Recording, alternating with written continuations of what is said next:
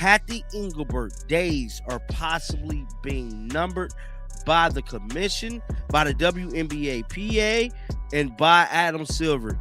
I believe once this deal is getting signed, Cathy Engelbert will no longer have a job. In the multi-billion-dollar, hyper-aggressive world of professional sports, the role of a league commissioner is often misunderstood. To casual fans, the commissioner appears to be the ultimate authority, a visionary leader who sets the rules, shapes the culture, and serves as the moral compass of the league. But inside corporate boardrooms, the reality is far less romantic.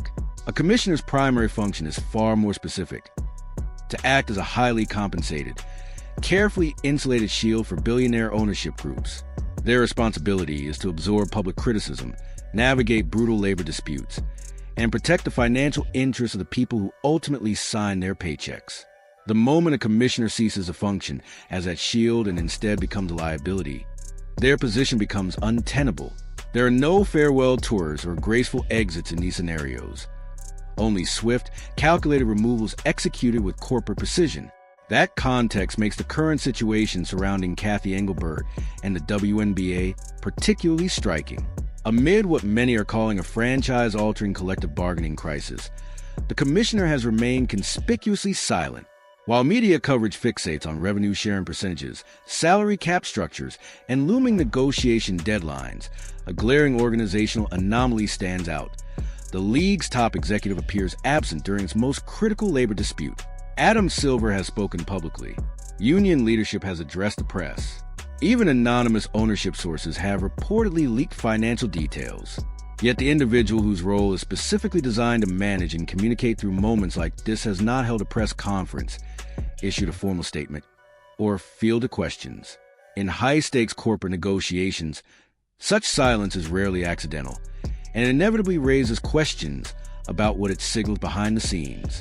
Really haven't heard too much about Cathy Engelbert being a part of this whole negotiation thing. She has not done any press conferences. She has not done anything speaking publicly about the CBA agreement and how this thing is going. We have not heard a single word from Cathy Engelbert, and that silence has fueled speculation that she has effectively been sidelined by the true power brokers behind the scenes. In a multi-billion-dollar sports enterprise teetering on financial uncertainty, ownership groups typically tighten control of messaging, limiting who speaks publicly during high-stakes negotiations. As the WNBA navigates an intense collective bargaining standoff, figures like Adam Silver and team owners have been more visible, while Engelbert's public absence has stood out. Critics argue that when a commissioner's presence risks complicating delicate labor talks, stakeholders may prefer quieter, back-channel negotiations over press conferences and bold statements. To understand the roots of the current CBA tension, many observers trace it back to strategic financial decisions made earlier in Engelbert's tenure. Hired for her corporate finance background, she was expected to strengthen the league's long-term profitability. In 2022, she helped secure a reported $75 million capital raise, positioning it as a transformative investment in the league's future. However, in private equity and large-scale sports finance, outside capital often comes with structural trade-offs, new investor expectations, revised revenue models, and heightened pressure for returns. Supporters view the move as necessary modernization. Critics believe it complicated revenue-sharing dynamics and intensified today's labor friction. Whatever perspective, those financial decisions now sit at the center of a broader debate about leadership, leverage, and the league's economic direction. Spiral. A lot of this stuff possibly wouldn't have been going down the way it has been going down. She sold 16% of this league to private investors. Now they're set owners now, and we got to get all of those. In 2022, Cathy Engelbert approved a deal that sold roughly 16% of the WNBA to outside private equity investors in exchange for a $75 million capital infusion. Critics argue that while the move provided immediate liquidity, it permanently complicated the league's ownership structure. What had previously been viewed as a relatively clean partnership model became more layered, introducing investors whose primary obligation is financial return rather than long-term cultural stewardship of women's basketball. In high-level sports finance, adding new equity stakeholders can reshape future revenue allocations and intensify pressure during collective bargaining negotiations. With the players' union reportedly seeking a larger share of gross revenue, ownership groups must now account for existing investor commitments when discussing distribution models, a reality that has fueled tension and mistrust in the current CBA environment. Some players and observers believe that this financial restructuring has indirectly constrained salary growth and reduced flexibility at the bargaining table, leading to frustration with Engelbert's leadership. While commissioners can often withstand criticism from labor groups if ownership remains aligned, their position becomes more precarious if both sides question their strategic direction.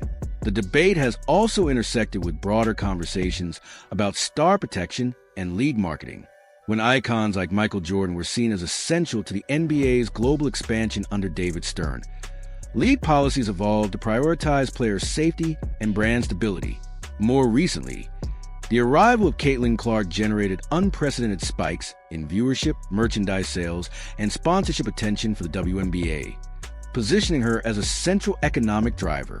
Critics argue that inconsistent disciplinary responses to overly physical play risk alienating new fans and undermining growth momentum. Supporters counter that competitive intensity is part professional sports culture. Regardless of perspective, the broader issue remains leadership perception and whether the commissioner has effectively balanced financial restructuring, labor relations, and star-driven league expansion during a transformative era. And more importantly, she showed her ass and did nothing to enforce the assault that Caitlin Clark went upon. Now, Cathy Engelbert has not only... Critics argue that Cathy Engelbert failed to decisively enforce league standards during a period of heightened physical play, particularly in games involving Caitlin Clark, whose arrival brought unprecedented visibility to the WNBA. They contend that the league's public response attempted to strike a balance between supporting veteran players and acknowledging Clark's commercial impact, but instead satisfied neither side.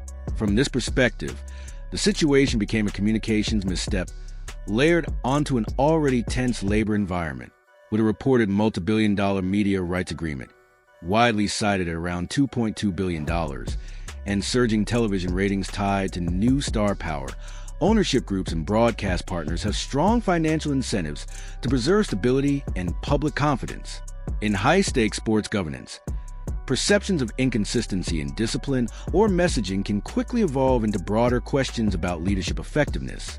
As a critical CBA deadline approaches in early March, the pressure has intensified. Potential schedule disruptions, uncertainty around free agency, and complications involving expansion plans in markets such as Toronto and Portland have amplified the urgency for resolution. Labor negotiations at this level often hinge not only on financial frameworks, but also on trust between league leadership, players' unions, and ownership stakeholders. Whether or not the commissioner's position becomes part of a broader compromise remains speculative, but it is clear that the league's immediate priority is securing a collective bargaining agreement that stabilizes operations and protects long-term growth. In moments like this, professional sports leagues tend to prioritize continuity, financial certainty, and negotiated settlement over public confrontation, making behind-the-scenes diplomacy far more consequential than headline rhetoric. Cathy Engelbert days are possibly being numbered by the commission, by the WNBA PA, and by Adam Silver.